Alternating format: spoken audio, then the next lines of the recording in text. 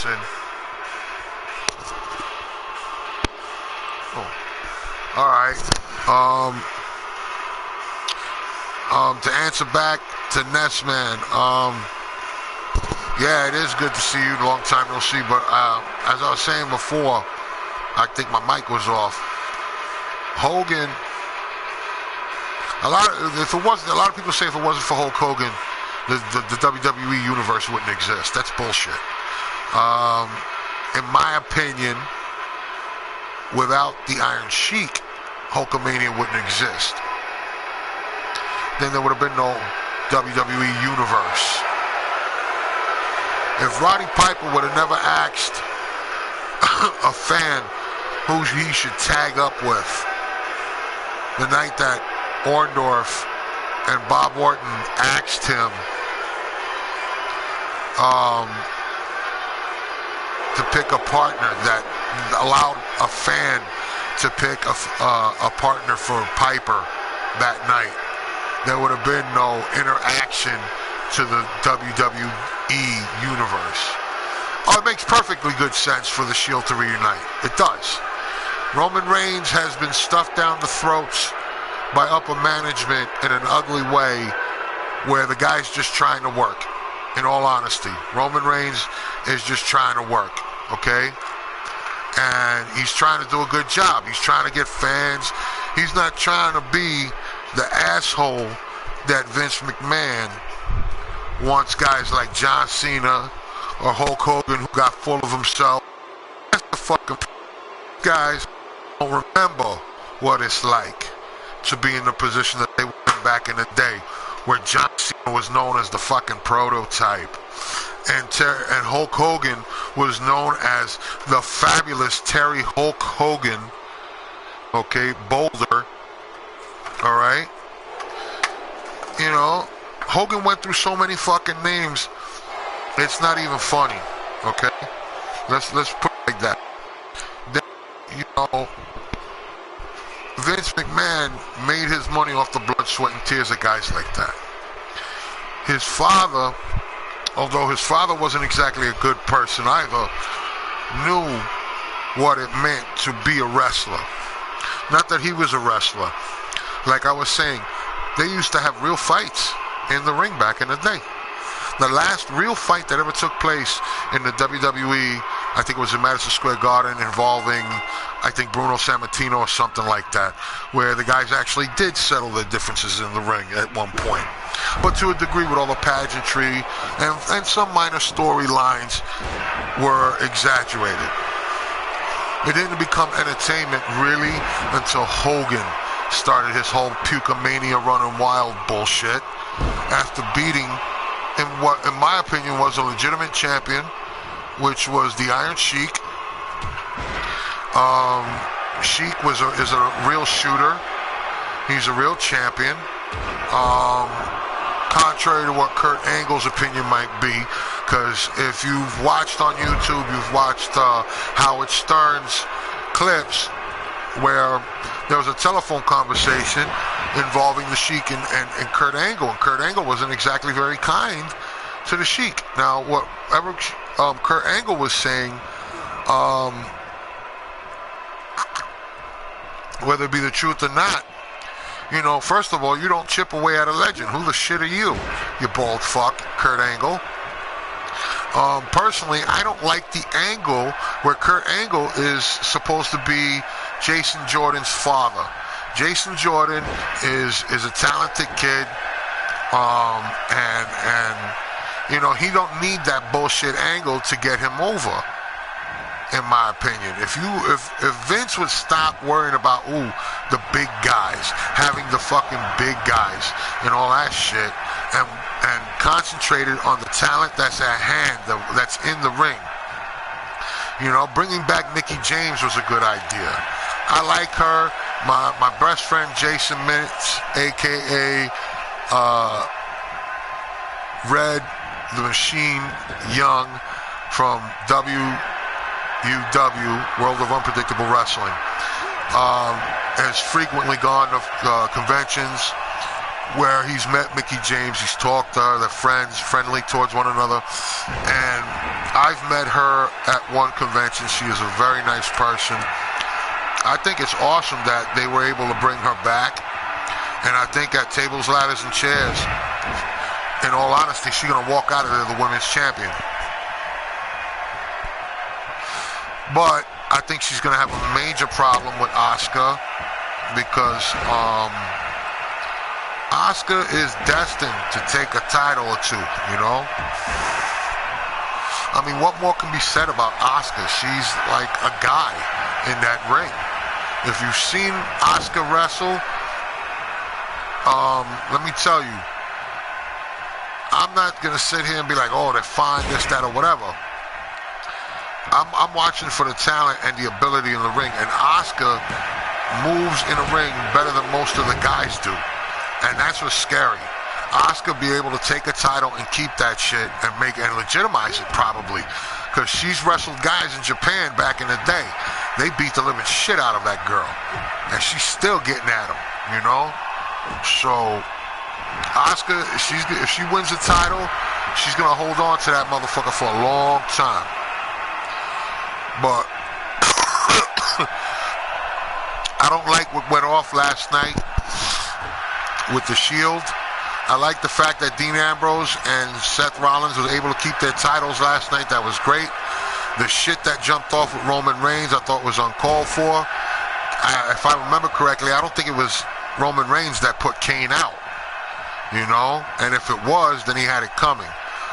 But to side up with Braun Strowman, I like Strowman. Strowman one day is going to become a champion. And I would love to see Brock Lesnar and Braun Strowman go at it in that ring. Well, if they let them go and let them do what they do best, I think Brock Lesnar will walk out of there legitimately the champion. And that'll be the end of it, you know? But Braun Strowman is a big kid. He's got a lot of muscle. He got a lot of height. He got reach. He got strength, and he got rage. And I think that'll take over anything Brock Lesnar got to throw at him. And Roman Reigns, as much as I like him, I think I send this message directly out to Roman Reigns. Stop fucking with that guy. Leave him alone. There'll be a day where you get a chance to rack him up real good. But Braun Strowman at Tables, Ladders, and Chairs, and the Shield with Miz and all them pendejos that they got going with them, they're in for it. Because the Shield, collectively, I don't think they've ever really lost a match. Anytime those three guys got together, it was a wrap for anybody that came and played with them. So I think the Miz and Cesaro and Rocksteady there with the Hawk and all that bullshit, and Braun Strowman and Kane. If that match was an elimination match, handicap elimination match, I say the Shield has a good chance of coming out of that shit without missing anybody. But if they leave it in a tag way, or even if they leave it as Tables, Ladders, and Chairs, there's a big chance that the Shield is not coming out of it victorious. And then I guess, Nessman, you would be correct that the Shield uniting would have been futile, you know, futile. You know, that it would have been for nothing. But let's cross our fingers. If you're a fan of the Shields, you know what? That would be a good match for Survivor Series. The Shield versus those guys in that respect. Because the Shield, you know, in an elimination tag match like that,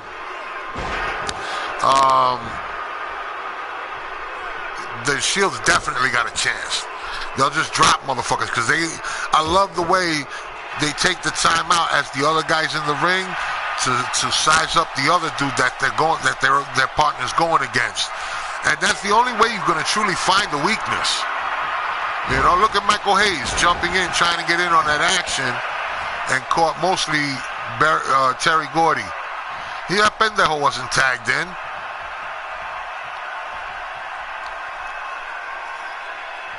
Oh, by the way, those of you that come in and out of the room, if you hear me speaking Spanish, don't get offended.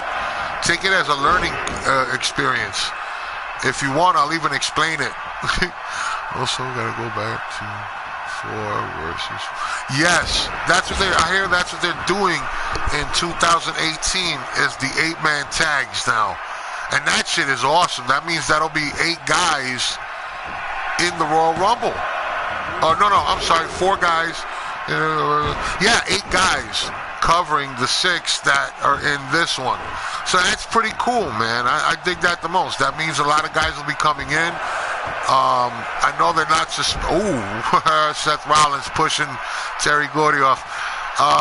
They're not just. They won't suspend the way the guys come into the Royal Rumble now. You know what I'm saying? Like that still be intact.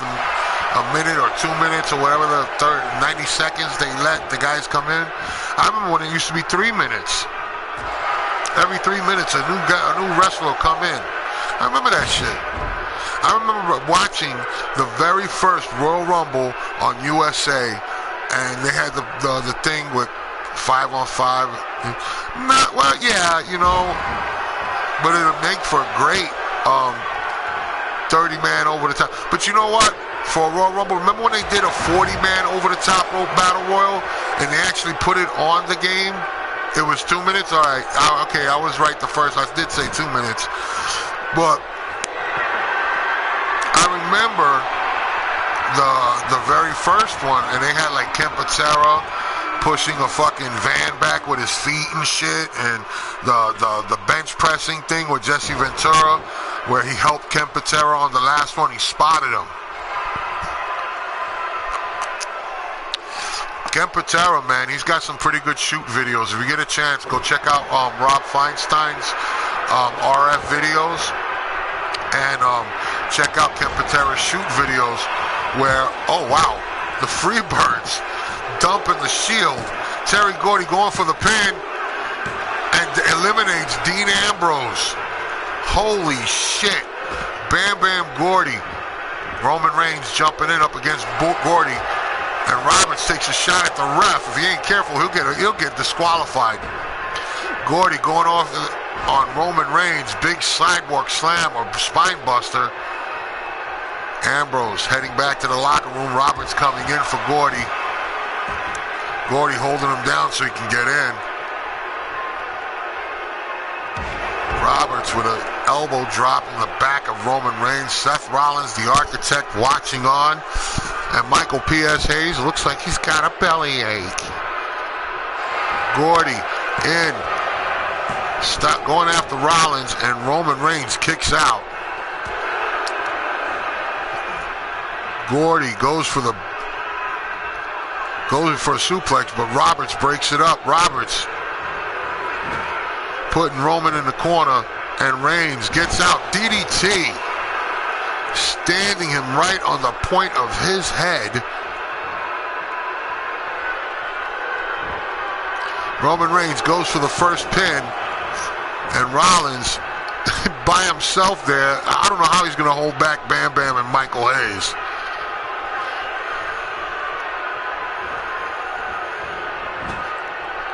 What do you mean, like stop the monthly pay-per-views? What do you mean, like on the network? No. I think, you know what they should do?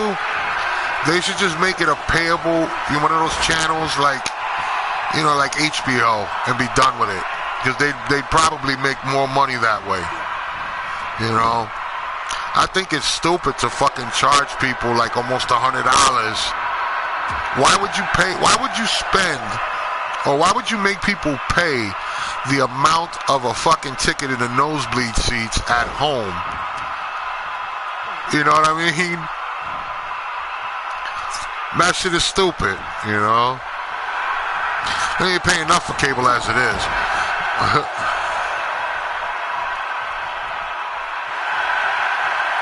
Yeah, it would. It would give them time off. I mean, but still, that's the name of the game. That's how they get that money, man.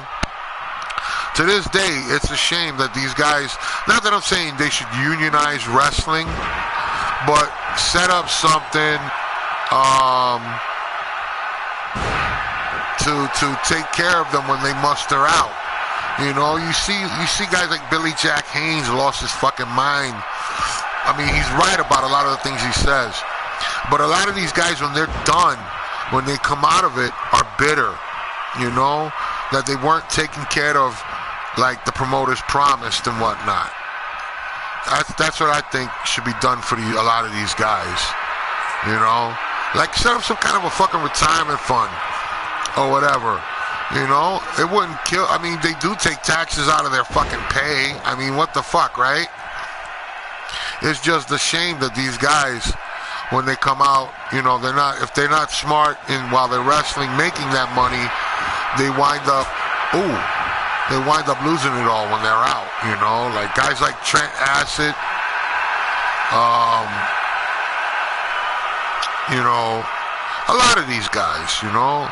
I'm pretty sure a lot of them were smart, but it pains me to see somebody like Tony Atlas in the situation he'd be in, because I've met him a couple of times, and Tony Atlas is a wonderful person, nice guy, funny as hell, and just a pleasure to be around. You know, I've met a lot of these legends. A lot of them are good guys, man. Ted DiBiase was a real nice guy to me. He autographed my gaming console, as I've mentioned in prior videos. My wife did me the solid and got me the autograph by Ted DiBiase when he was, I guess he was coming out of one of the super ticket rooms at the big event. And that was when Bruno Sammartino was at the event. I wish I could have got his autograph. He's such a nice guy from what I hear. I didn't get to see him. But hopefully, if I can get down to the event, at the big event down there in November, I can get a nice camera, something to that effect, where I can actually, you know, air the stuff live on my YouTube channel, that kind of thing. It would be awesome.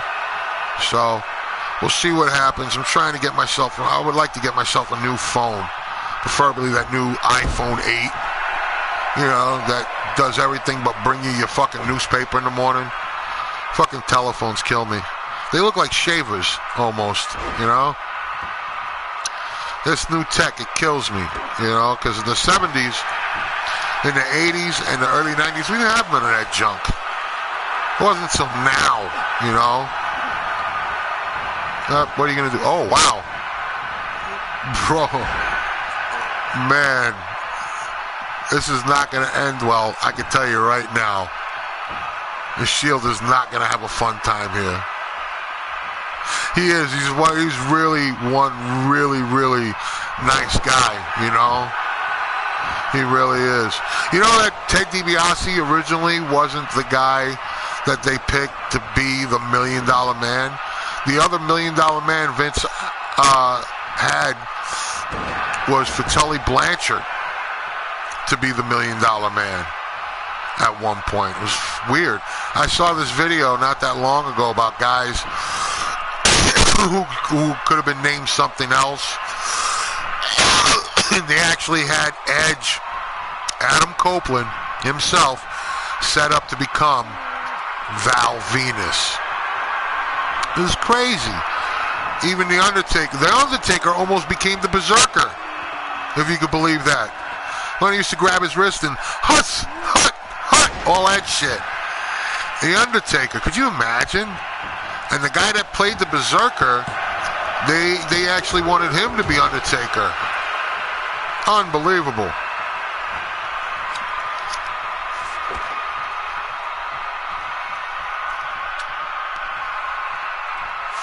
Oh, Roman Reigns. Oh, destructive powerbomb to Terry Bam Bam Gordy. That's going to need a chiropractor, baby, let me tell you. Roman Reigns going after Michael Hayes is adios out of the deal. And Terry Gordy, wait, no, he's still here, but Terry Gordy's bloody. Busted open. Roman Reigns trying to make the red vino flow from the big wine barrel himself. Reigns having his way with Gordy right now. Slamming that arm and elbow and the forearm into the canvas. Reigns setting him up. This is going to be ugly. Rollins getting rid of Hayes and Buddy Roberts. Roman Reigns about to go for that pin. Roberts coming in and Rollins standing there with his thumb in his ass. I don't know what the hell happened there. What is he, waiting for Dean to come back? He waiting for a bus? Or you were trying to see where the hot dog guy was? What the fuck was that all about? But anyway, I digress. Roman Reigns right now having his way with Big Terry Bam Bam Gordy. I thought Michael Hayes was gone, but that was just a fantasy. The Freebirds are definitely having their way with the Shield, man. And it's not looking good.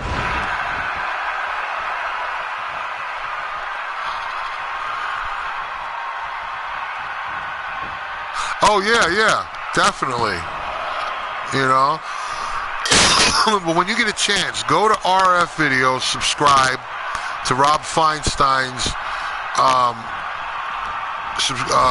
channel. And he doesn't pay me to say this. He's a friend of mine on Facebook, and I wish him all the best. He does a lot of great stuff by going to these conventions and getting the stories we want to know, or hear the tales of the road and stuff like that. He's really good. Another one is You Shoot. They're awesome as well. I love their stuff. I love the Shoot videos, and my favorite besides the Iron Sheik is New Jack.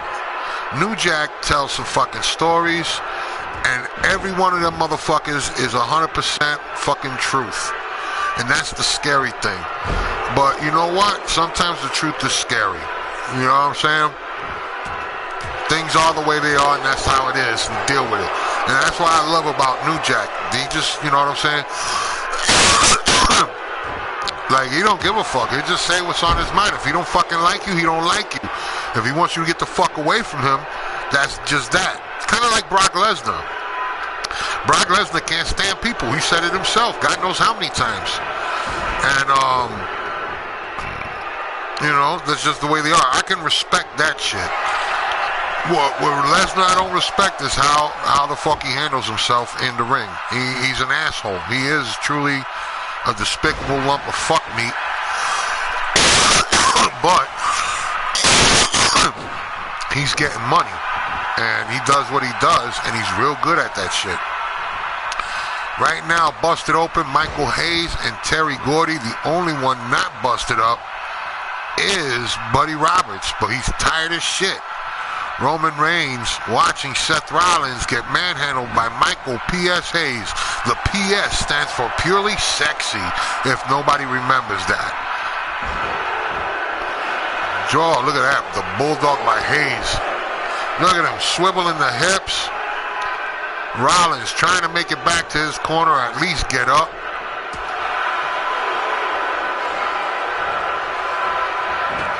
Yeah, you know what? But still, that is better than 30-man over the top rope. 3 rings. The only thing that made it a clusterfuck is the formation of the rings. That was stupid. We should just put all 3 in a row. Just like they did for War Games when they had the 2 rings and they dropped the cage over the top. You know what I'm saying? And be done with it that way. But they didn't do it that way, and that's why it looked like a clusterfuck. Yeah, 3-ring circus. You know?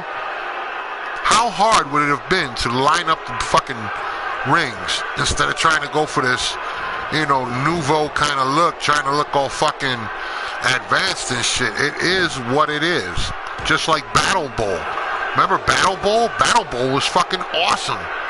You had tag teams going up against sometimes their own partners, or they get lucky and get the draw where they're together, and then whoever's team lost the tag tournament was out of the Battle Bowl, and the winners had to fight in the Battle Bowl. And they had the ring, or they gave them a trophy. I remember that one year Abdullah the Butcher attacked Sting when they got paired together. Sting and Abdullah the Butcher got paired together in the Battle Bowl, and Abdullah the Butcher came out laughing and smiling like he was happy to be tagged up with Sting, and then he beat the living shit out of him. And then Cactus Jack attacked Sting, and the other guy that was with Cactus Jack was trying to help Sting. That was a fucked up tag match, but it was funny. I thought that was the greatest move Abdullah the Butcher ever did. Nobody expected it except for me. I knew exactly when Abdullah the Butcher got paired with Sting, I was like, oh, this can't be good. It's never going to work out. Yes, he did. I saw it in the shoot video. And it was he was on a podcast. It wasn't a shoot video. I think it was a podcast shoot. Oh, the referee's out. Holy shit. But you're right, he did. I think it was him, and a few others called it that too. Oh, geez, I can't even think of who it was, but a lot of people thought that shit was that was stupid. But I personally liked it. 60 guys. That meant the lowest of the low on the rung in the fucking locker room got a chance to fucking go in there and possibly come out on top and make his career. So I don't know why somebody, although he is respected and I respect his opinion, Tony Schiavone would ever say something like that. Somebody had to give him a break, and Tony Schiavone, after he got his break, man, this motherfucker, all he did was shine. So my hat's off and all the respect in the world to Tony Schiavone. But maybe the formation of the rings in World War III was a clusterfuck. But the fact that they gave 60 guys from the top of the shelf to the bottom shelf was good. Also, the Brain was drunk. Oh, that, I don't think that was the case. And I can go back, I'll go back to that one, 1996 Hog Wild. Bobby the Brain Heenan was not drunk. Scott Hall might have been fucking drunk that night, but I don't think the Brain was. Even though the Brain, he drank, you know what I mean? I've got to sit with Bobby the Brain Heenan at a convention. He could not talk. I got to hold his hand, shake his hand. It was like sitting there with a relative, with hanging out with Bobby and his wonderful wife Cindy, I believe her name is,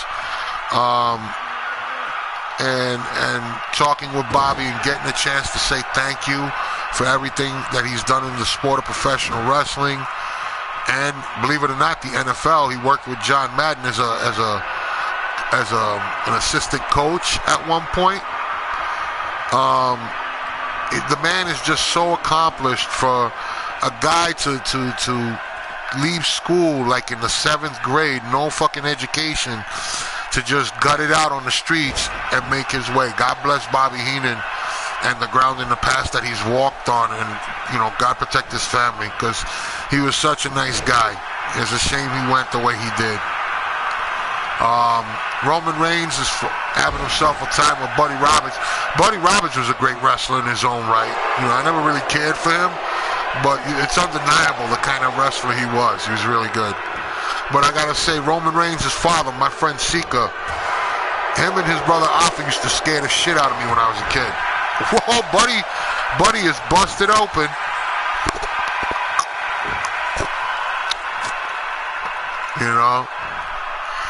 Roman Reigns' father, Sika, I met him almost 20 some odd years ago in San Francisco. I was living out there with an ex, nice girl. She's married now, I can honestly say, and it's unfortunate, and I don't know if I mean this, but there were not really that many great moments with my ex and I when I lived out there. But I can honestly say the best times I had were in San Francisco, and it was hanging out with Roman Reigns' father. Because to me, that was the ultimate. I've been a big wrestling fan since I was a baby. We're talking, my first match I ever watched was Strongbow, Billy White Wolf, and Antonio Roca, the Argentinian Rock, against the Kangaroos and like Blackjack Lanza, some shit like that. Black and white TV set sitting on top of the color TV. You get me? Type of shit. And to me, those I had some other great moments out there as well. But Roman Reigns is gone. But maybe not to the extreme that, say, like couples have.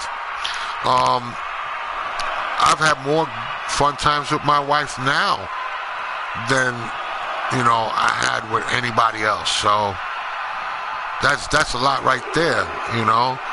But the fact that my wife shares in my, not just my hobby, but what I feel is like a part of me, the sport, whether it's playing it on the video game or watching it on television, going there live, or actually being a combative, one of the characters in the ring, or whatever be the case. You know, this is something I grew up with, and, you know, you've grown to love. And when you get to meet, they say you shouldn't meet your heroes. It's bullshit.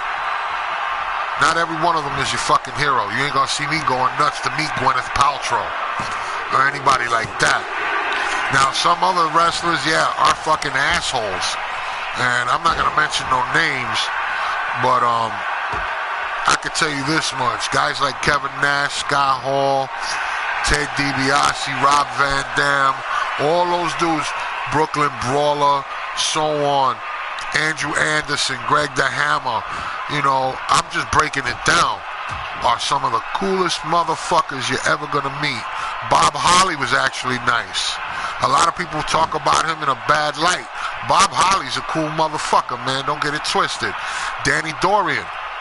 Dangerous Danny Dorian. Cool guy. The Angry Amish, Mr. Chickens. Nice guy. The Boogeyman. Oh, man. Total nice guy. You know what I'm saying? I've met a lot of dudes. Jimmy Hart's a fucking pimp. All right? He's cool as shit. Lex Luger. You know, a lot of things went down with Lex Luger that wasn't cool, but he's trying, you know what I'm saying? He's suffering for it. So, in my opinion, all is forgiven with Lex Luger. I love him. I loved him when he was in there getting it done in the ring. He was badass. And, you know, now to see him the way it is, it breaks my heart, but he's a cool guy. Prince Nana from Ring of Honor. You know, I met him a couple of times. He's a cool cat. And he's also friends with my boy, Red the Machine Young, from World of Unpredictable Wrestling. He's a former international champion of the World of Unpredictable Wrestling. He was trained by Johnny Raz down in Brooklyn. Waleed, I don't understand Farsi. I can't read it, brother. But if you are Arab, Assalamu alaikum, wa alaikum salam, and thank you for coming in.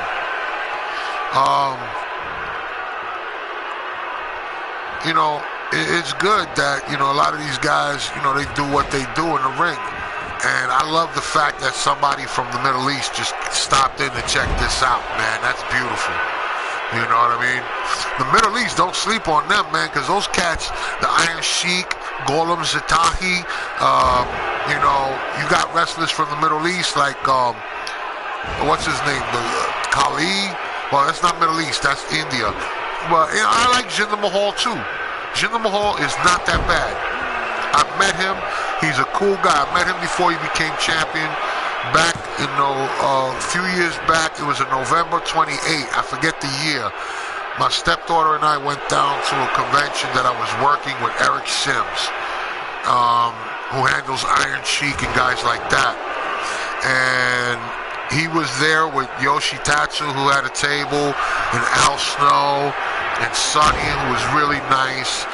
Velvet Sky, who's always awesome. Angelina Love and Madison Rain. I also met Anthony Drago. Not him. Gary Wolf. Gary Wolf from Pitbulls. And it was funny because, you know, meeting him again at that venue, Play Togs in Middletown on the November 28th back in the, oh my God, this has got to be about maybe close to 5 years ago. The Freebirds beat the Shield. Wow.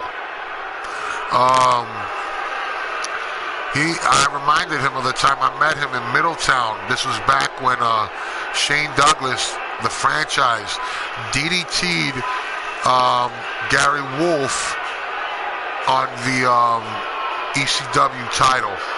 which resulted in Gary falling the way he did and breaking his neck.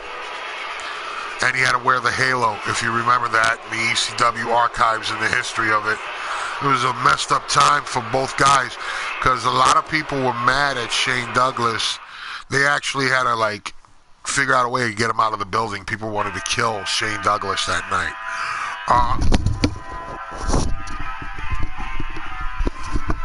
Lost my headset there for a minute. Shane Douglas had to be, like, spirited away in a quick fashion because people actually wanted to kill him. Jimmy Garvin coming out with his tag partners as his manager for the world's title, vacated world's title match at the YouTube Arena against the Ultimate Warrior. And in the Ultimate Warrior's corner, Super Shaq. I'm just going to let him go and let the blood flow. Freebirds just coming off the big win of taking out the Shield. And now, gorgeous Jimmy Garvin to go one-on-one with the Ultimate One. The Dingo Warrior himself, the former Rock of the Blade Runners, the Ultimate Warrior, and Super Shaq to join them. What a match this is going to be, man. So far, we're 53 minutes into the broadcast. One part of the match, I'm sorry, for the first match, my mic was off. I didn't even realize it until the last second. But that's all right. We've had good matches so far. I'm pretty sure Nessman could vouch for that. You know, the first match was the Blue World Order taking on the NWO. Then after that, the Fabulous Freebirds, I believe, took on the Shield. And right now, we're wrapping up the Freebirds matches with Jimmy Garvin facing off with the Ultimate Warrior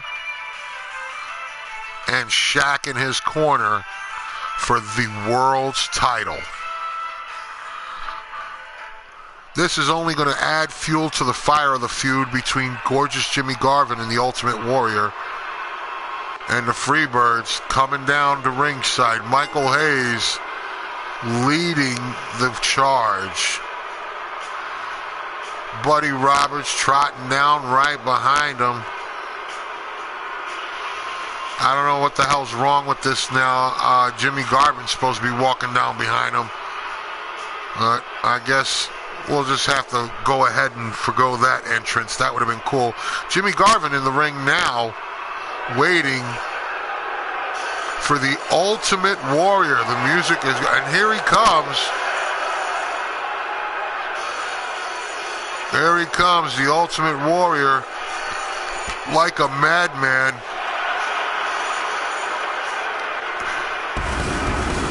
If Garvin ain't worried, he ought to be. This is a long time coming. All they're doing is opening up old wounds from world-class championship wrestling, going back to his days as the Dingo Warrior. Garvin, Hayes have all faced off with him at some point in their career. Am I right, Nessman? I'm sure you've watched and kept up on that. Here we are for the world's title.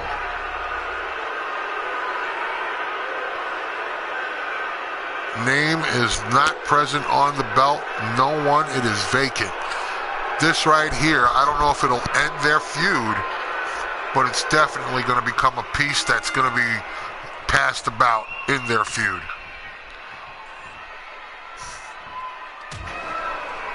Elbow from the back of the neck, and Warrior locking up. Garvin getting a squeeze put on him.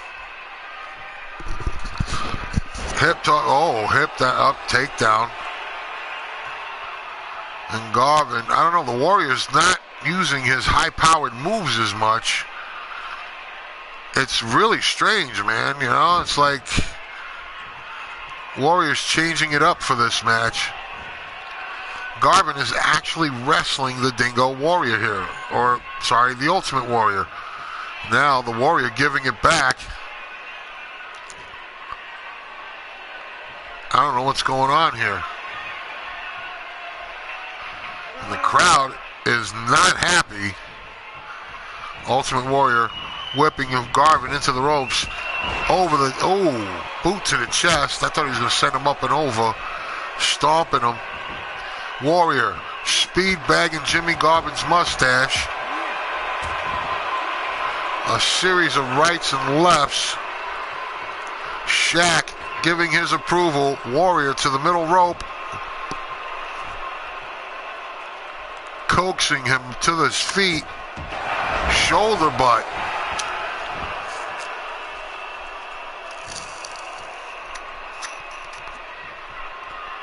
Garvin feeling pain. Nope. Blocking the suplex. Snapping him over. Buddy Roberts cheering on the outside.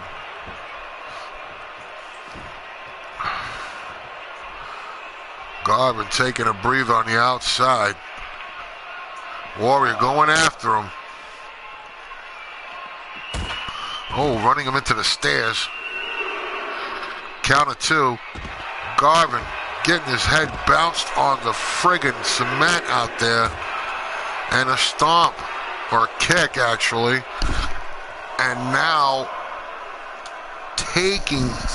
driving the elbow into the back, boot to the ass. Another one to the cheeks. He almost got his heel in the crease of his ass. At the count of 6, and Garvin smashing the Warrior into the steps. Will he take the easy way out? They're at the count of 7. I hope they don't get counted out.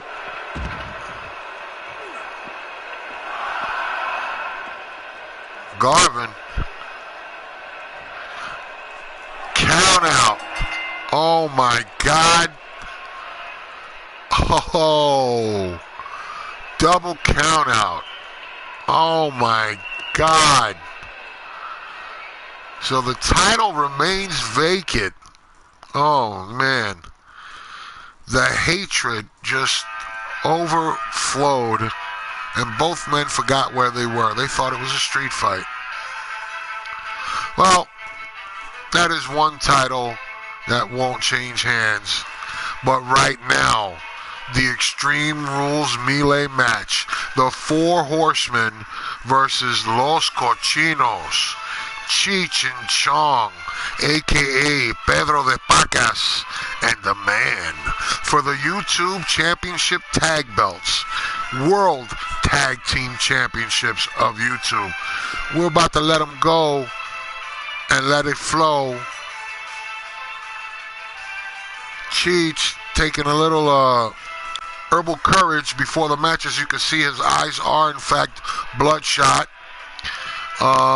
Chong just laying back in the cut, looking smooth. Ric Flair, Arn Anderson, the Horsemen, they've both been foaming at the mouth to really boost the careers in YouTube Championship Wrestling for the Horsemen, even though they really don't have to. They are legends. But Ric Flair, Arn Anderson, the two major workhorses of the Four Horsemen, are going to work it out here with Cheech and Chong. And that match is coming up like in seconds. And there's some pretty good matches after this coming up. A lot of them are title involved. I think everybody will enjoy. Hopefully more people will jump in. Right now I have 0 viewers at the moment, which is kind of a bummer. But I'm sure there'll be people that'll view this afterwards as well. So I got that to look forward to. But feel free to leave comments in the comment section. Whatever, subscribe. I'd really appreciate it. We have a blast here. You know, I try to put on some really good matches for everybody that comes in. You know, and y'all, you know, some people don't spend that much time on this channel, but I'll tell you this much: I appreciate everybody that does view. So, like it says at the bottom of the screen, thanks for watching and God bless. I mean that. So, damn, but I hate the load time. This is a tornado tag match. Extreme Rules for the tag belts, the YouTube Tag Championship titles, and the Horsemen to take on Los Cochinos. And it's going down right now. I don't know if you can hear the music in the background. I currently have it on my 50-inch screen TV. I wish I had me a 60-inch. Here come the Horsemen.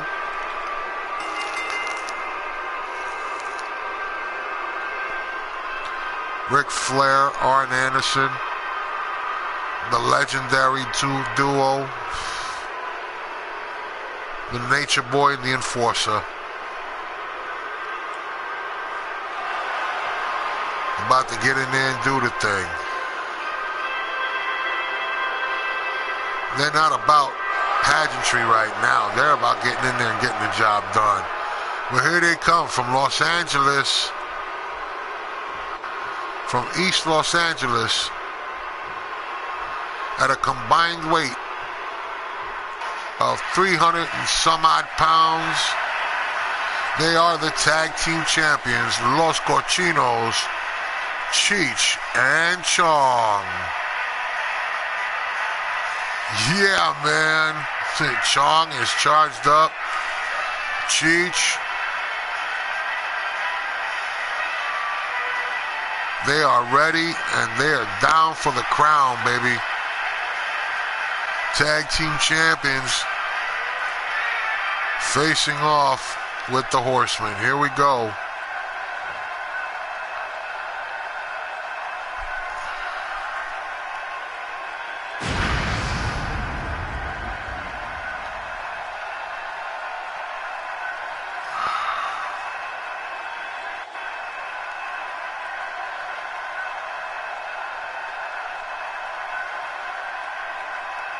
Ric Flair on the ready.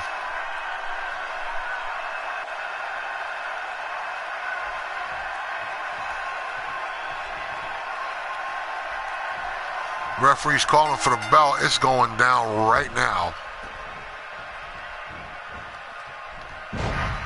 Chong on the outside looking for some plunder, as Dusty Rhodes would call it. Got himself a baseball bat.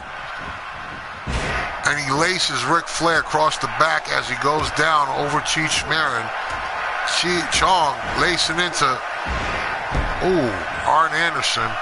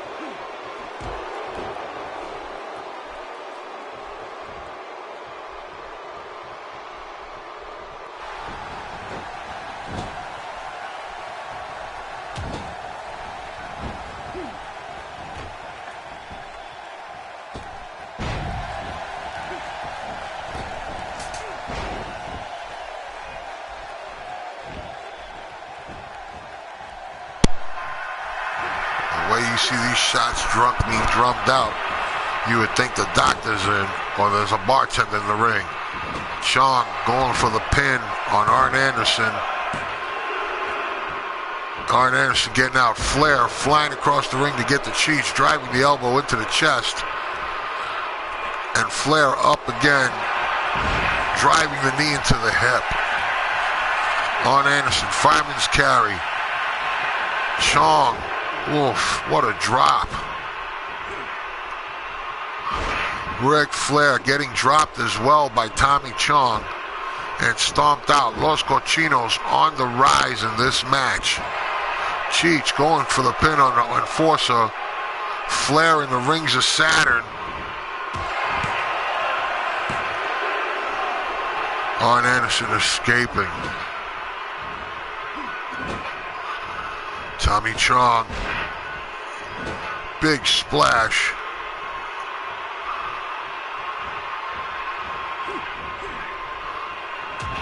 Oh, wow. Putting Flair on his ass. Cheech demolishing Arn Anderson. Whipping him into the turnbuckles. Oof, what a keister butt. And Cheech stomping on Anderson. Oof, what a moonsault. And Chong going for the pin. YouTube champions are being denied here at the moment. Cheech being thrown into Chong. Arn Anderson getting put in the turnbuckles. Flair about to end up in an ugly way right now. Eesh. Chong going for the pin.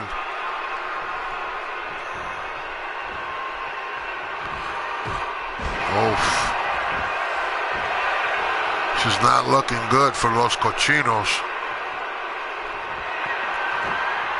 Flair putting Chong into the figure four. Cheech not oblivious to what's going on with Chong.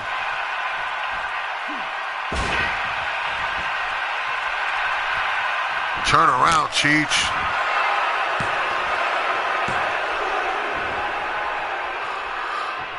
Oh, it got broken up. That's good. Cheech going to work on Arn Anderson. Maybe that's a character I should look for. Daniel Tosh. And finally get that fight out of the way. Daniel Tosh versus Arn Anderson. Chong going for the pin on Flair. And here are your winners. And still the tag team champions, YouTube tag team champions, Los Cochinos, Cheech and Chong. And they basically got the worst end of this.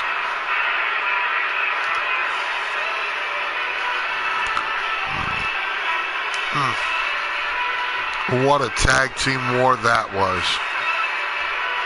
Not like the Shield versus the Freebirds, but damn near close to it.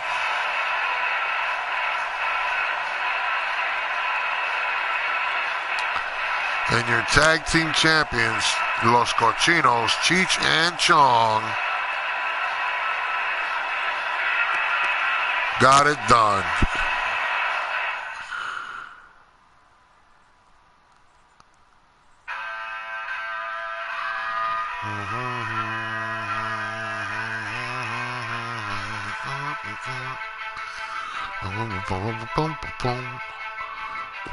All right, I'm just going to let these guys have at it.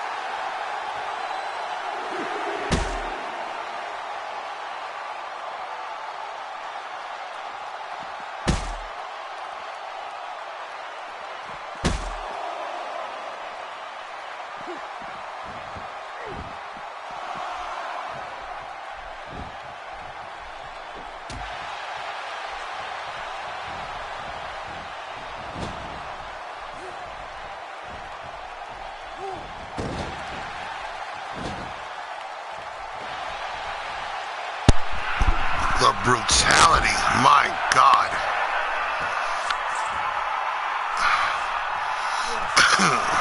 Jamal of 3-minute warning, really putting it on. Typhoon here, Earthquake is gone. Rosie is still on the apron, and Fred Ottoman, aka the Typhoon, fighting his way, busted open and all, trying to stay alive. Oh my great Googa Mooga. Oh. Destruction. Oh wow, Typhoon is still up. Earthquake, like I said, is gone. The natural disasters are just about wiped out.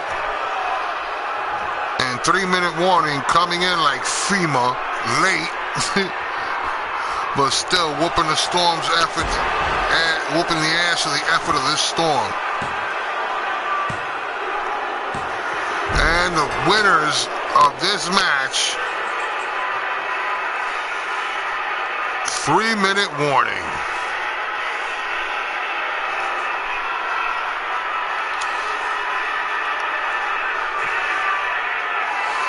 Yeah, folks, 3-minute warning. You may see here when the Earthquake got eliminated out of this.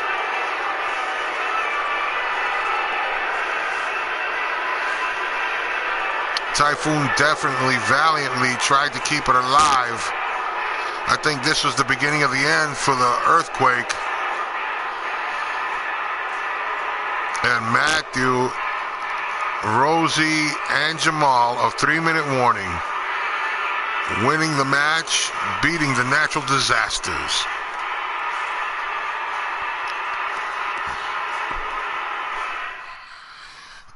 What a match, ladies and gents. There actually were chicks watching this, as if.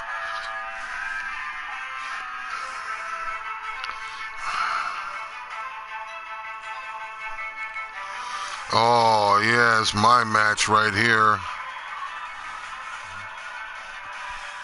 It's just a shame nobody's watching, so I'm going to take my time on getting in this match.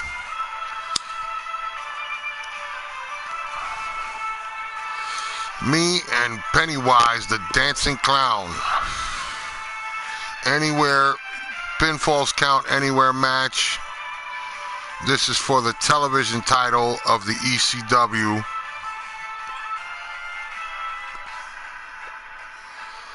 Now, if this would have been done right, this could have been a good character for the wrestling for real. If a guy dressed up as Pennywise, you know, the Dancing Clown or whatever. But they did it, you know, we had Doink.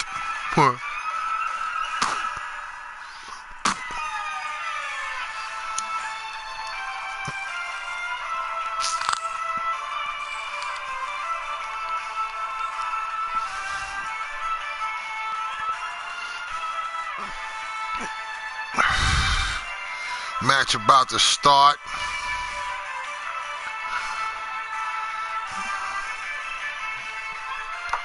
About to get it in. Gonna kick the ass of this clown and become the ECW World Television Champion.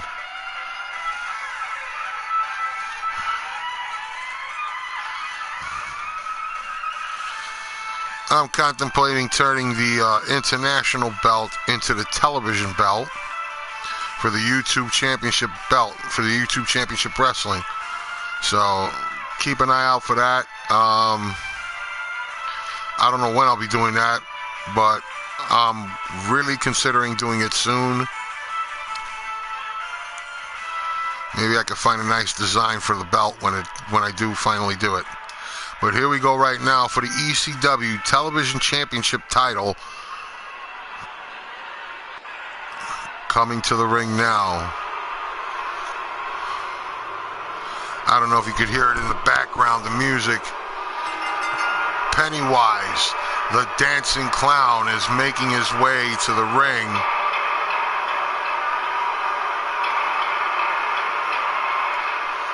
Wait a minute. Here he comes.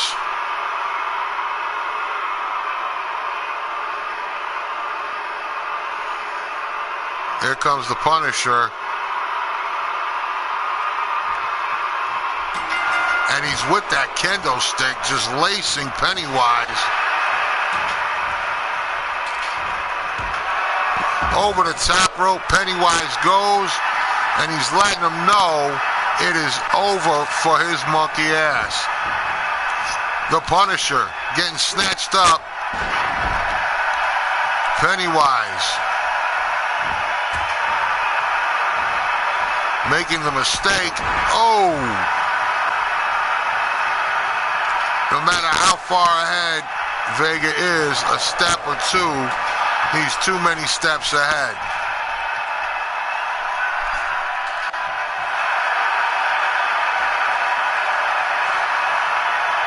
Letting the crowd have it. Vega hyping him up. And a drop kick from Vega. Oh, another shot with that kendo stick, dropping Pennywise.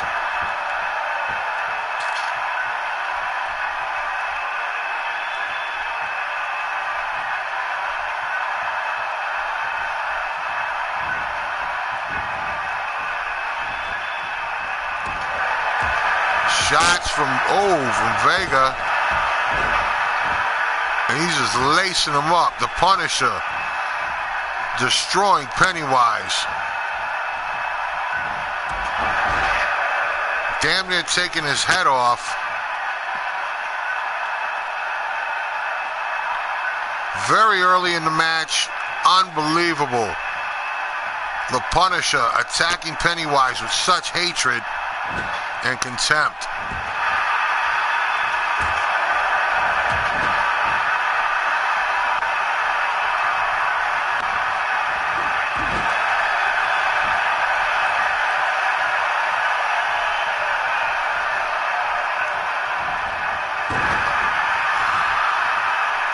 Pennywise scooped and slammed. Going for the ball bat that's usually under this side of the ring. Oh, lacing Pennywise with the bat. What a shot.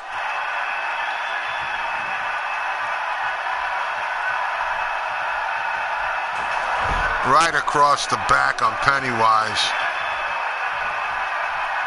He's setting him up.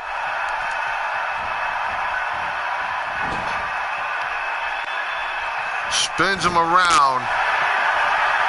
Bell, whoa, what's this? Shotgun drop kick.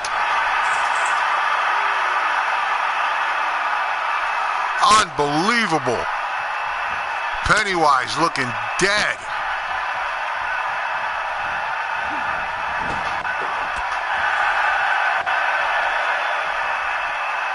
Taking the buckle off the apron, off the rope. Padding is gone, turnbuckle exposed. Pennywise getting launched into the turnbuckle. This is not a very good look for Pennywise. Here he goes. Oh. Punches and chops.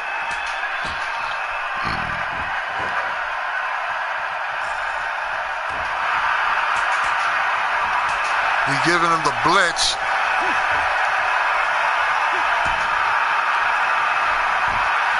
The destruction Pennywise is receiving here. Unbelievable. Pennywise trying to fight back, not having a good luck here of getting that happening.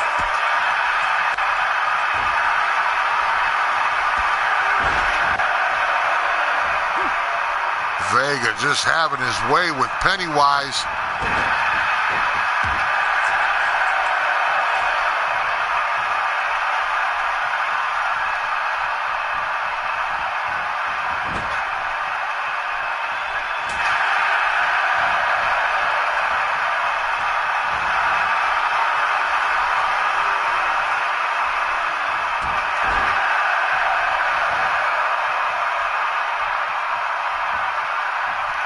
Goes with this vicious kick.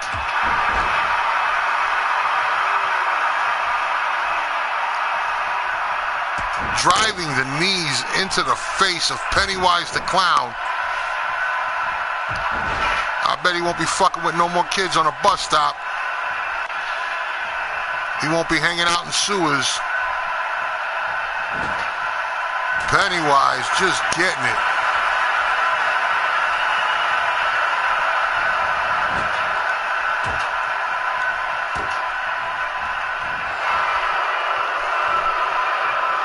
Uh-oh.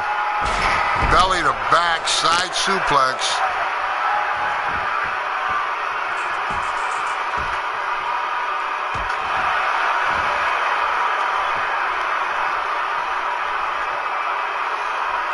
Pennywise. Driving the elbows into the face of Vega. The Punisher slow to rise. Neck snapping. Oh.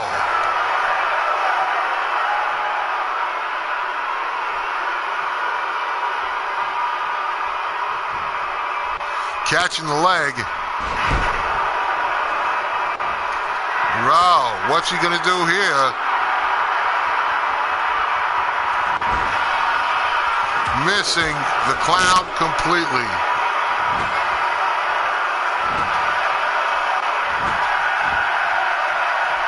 Vega, what's he got in store? Oh, missing. Doesn't get it off the right way.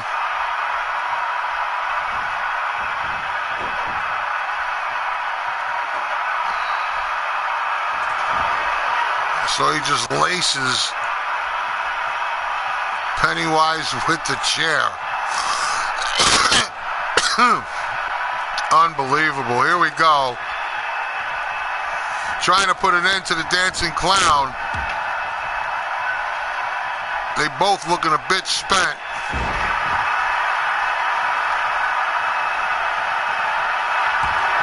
Oh, the Punisher going in with these vicious martial arts kicks.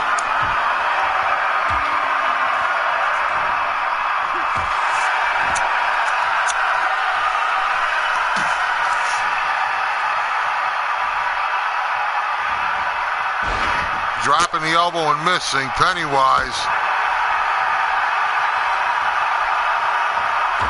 Kick to the head. High risk. Here he goes. Oh! Fuck. That crushed a rib cage right there. Oh, into the chair. Pennywise kicking out, trying to mount some form of an offense.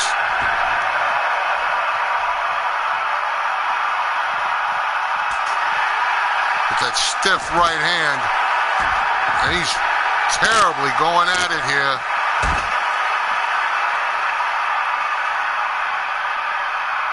Driving him spine first into the barricade.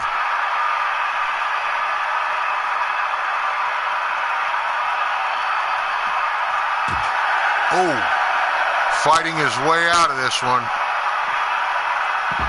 Zigzag from the dancing clown.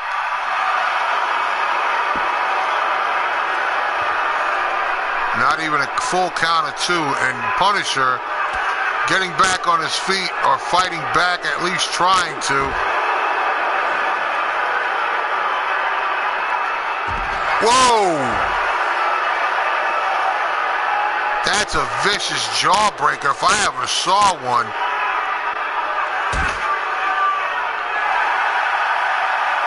Dapping himself up. What has he got in store? Hanging out the laundry. Punisher. What a crazy corkscrew leg drop is what he's doing. Oh, shouting out Rob Van Dam on this one. The fans are loving this.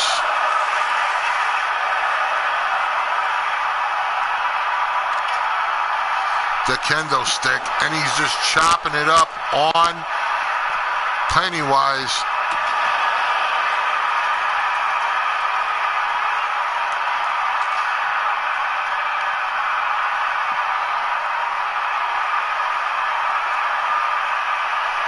What the hell is he doing?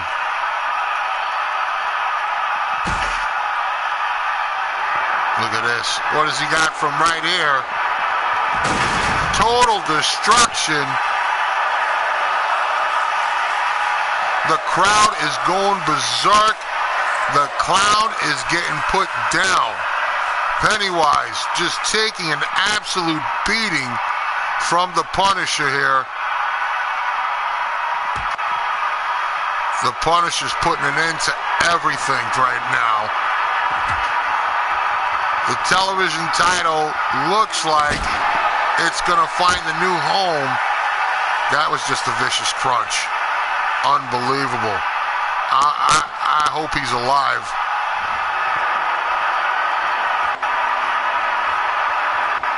The Punisher going up top. Missing the mark, but still putting him down, and he's going for the quick pin on the outside. The ref is there too. Here's your new champion.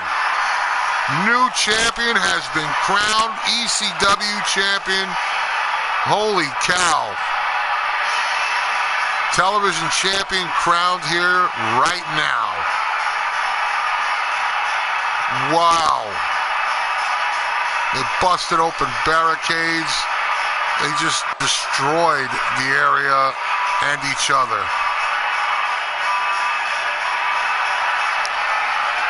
Here he comes. He's getting his title. He is ecstatic. He is loving every second of this. And he is your ECW television champion, The Punisher. We're going to shuffle on the Buffalo, so to speak, on this new, I think this will be the final. You can hear the music in the background, I hope. And we're about to go into the last match here. The main event, Pinfalls Count Anywhere. The franchise, Shane Douglas and Rey Mysterio Jr. Fucking A, it's going down, folks. This is for the world, well, the Intercontinental YouTube Championship belt. And it's like I said, man, it's going to go down.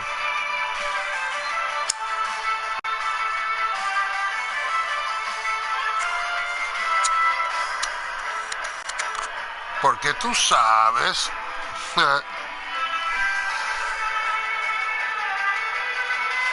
Rey Mysterio, man, what a career this guy has had.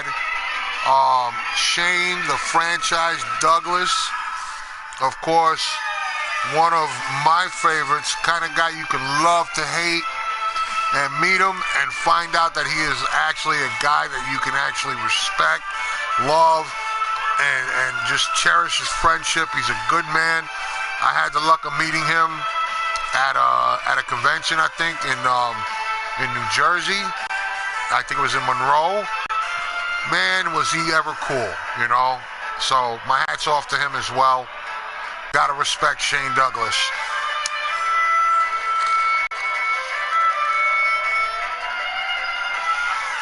I've also had the pleasure of meeting Loki. A lot of people, you know, don't like him for whatever reason. But let me tell you, he was a nice dude. He was a gentleman. And I respect the shit out of that guy. He is a good dude. From what I understand, he's doing a lot of voiceover work and wrestling here and there. I don't know if he's completely retired from wrestling altogether. I hope not.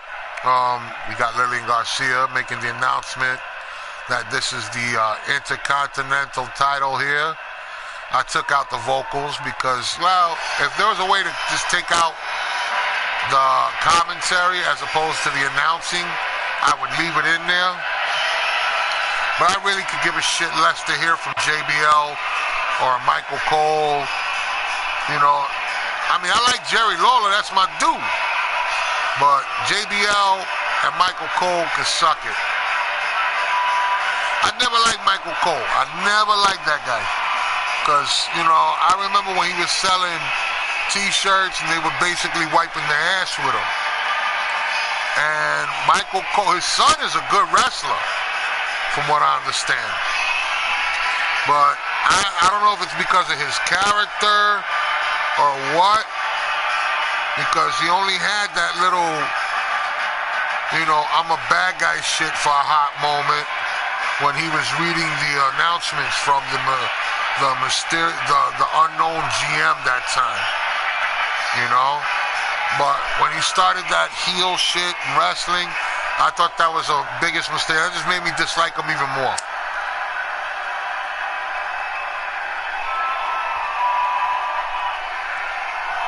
At this convention coming up, from what I understand, Sean Mooney's going to be there. And I don't know Sean Mooney, never met him, but I think, you know, a lot of people said he's a nice guy, and I can't wait to get there down to that convention to meet him, you know. More importantly to meet Alpha, but to reconnect with my friend Sika.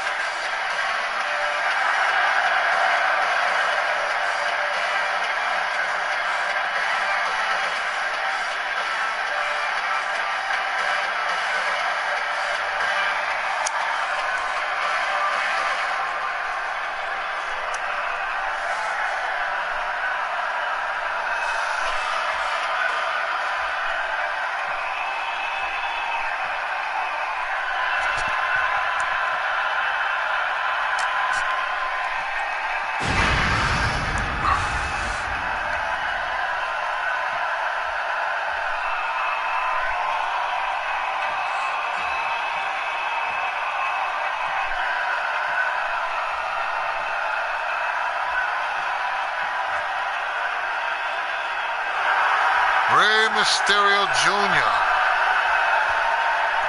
the embodiment of a Mexican. He can do it all, bro. So you gotta respect Rey Mysterio and Shane, the franchise. You know, this guy really put his fucking heart and soul into the business and was let down a lot, and that was very unfortunate because he's a good dude. Some have said other things about him. I don't know. I mean, yeah, I know what I know from what I saw when he drove the DDT Gary Wolf, and Gary Wolf unfortunately got hurt severely. Neither man was taking blame for any wrongdoing, but you know what? Not for nothing, Shane, you dropped him on his head. That's the end of it all. And I mean, it's unfortunate, and I'm sure you didn't mean for him to really get hurt. And I'm saying that as a fan. You know what I'm saying? Never mind their love-hate relationship they've had throughout their career. It's just, you know, I don't think one meant to hurt the other. That's what I'm saying. That's the way I see it. And it was an unfortunate accident.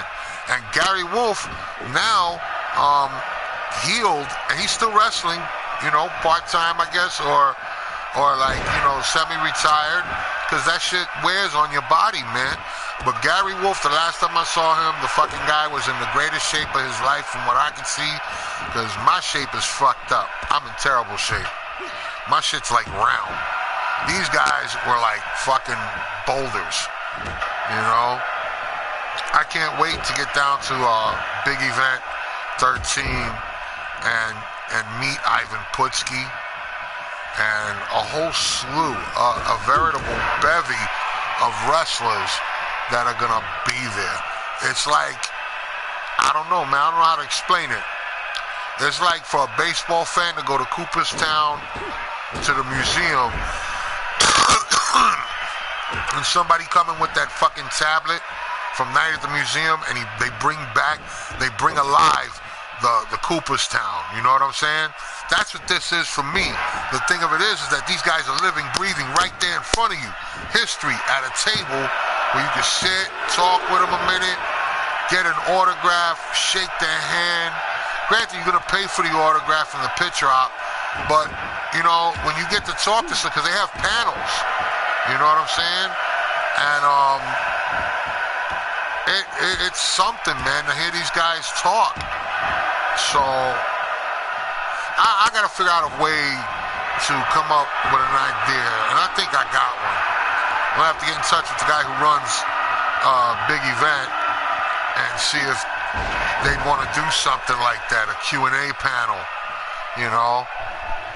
I would love to do it, try and organize it, and definitely profit from it, you know, and be able to share it, you know, whether it be the stories from the legends to the fans, or money that the legends made for doing the panel, which, you know, I don't know what they do. I don't know how they do it at the comic book conventions, but that kind of stuff needs to be done. Like, the way they do comic book conventions, they should do the same thing with wrestling conventions.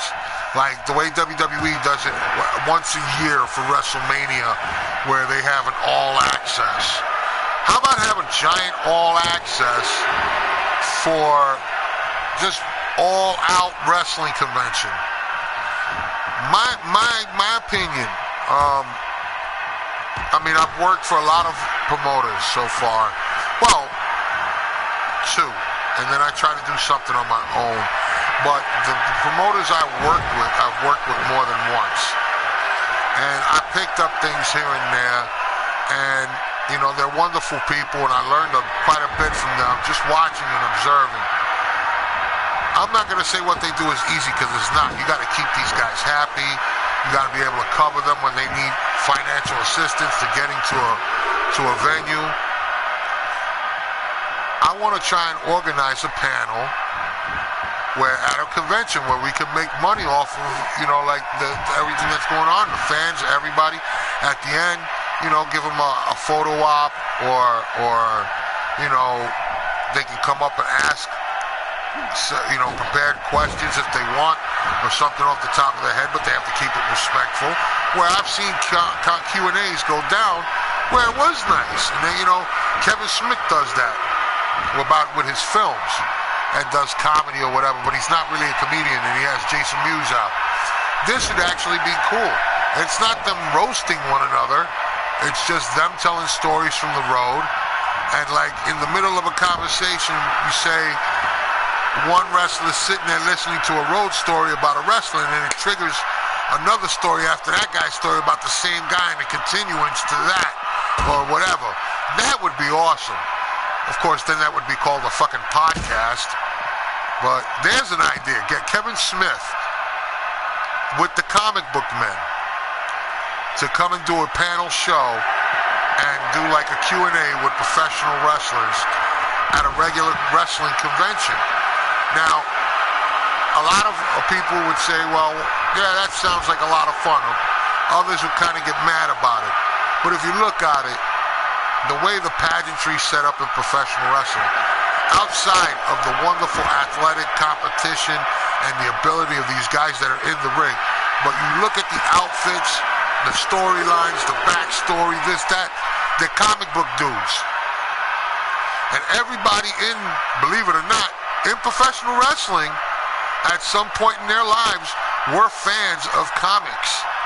And to this day, shit, Up, Up, Down, Down with Xavier Woods, you know, that right there says it all. You know what I mean? I love that. I love that the wrestlers come out and they play the video games and all of that. I think that's the coolest shit.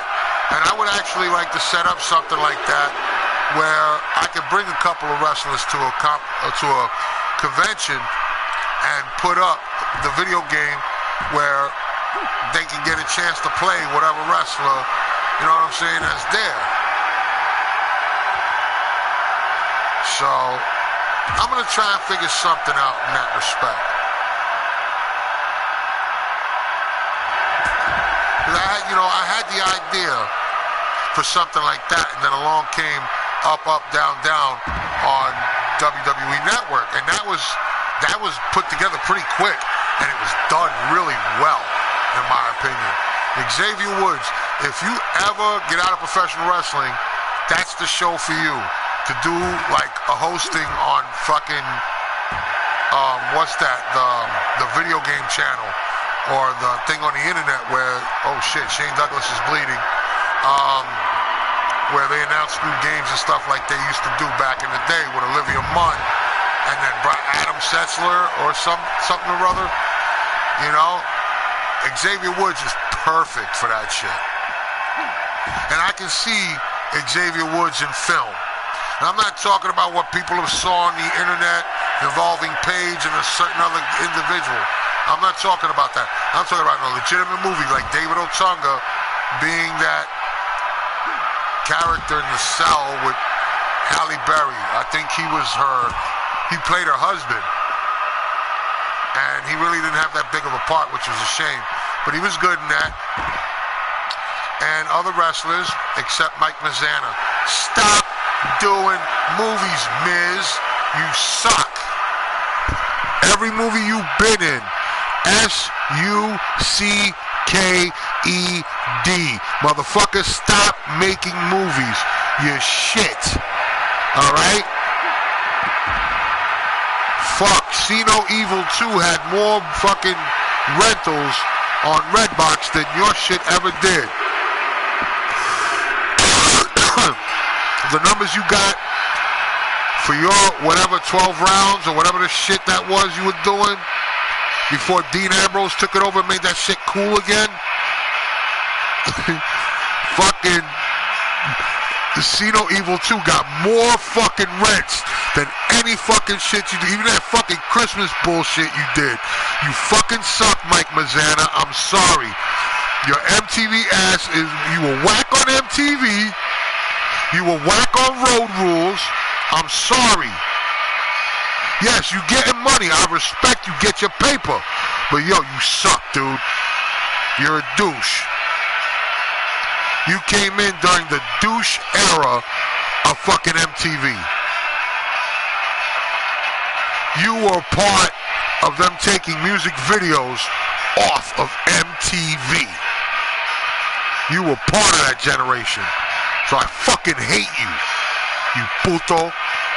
I'd rather fucking see Phil Collins doing a video than see your monkey ass in any reality show. You suck. And you know what? If it wasn't for the fact that you're getting your ass whooped on Sunday at TLC by The Shield, I would stop watching professional wrestling altogether because you fucking suck. I'm not like one of those fans that y'all sees you and talk shit and then pushes you. No. I'll say what's on my mind. I respect your swagger. I respect your getting money. But the way you doing it is atrocious. I get it, you playing ball. But you ain't got to sell your soul, dude. For real. Well, that's it for this one, man. 2 hours, 5 minutes. Rey Mysterio is the new Intercontinental YouTube heavyweight champ. Well, not heavyweight, but champion. Thanks for watching, man. Thanks for listening to me rant. I appreciate it. We wrapping up right now.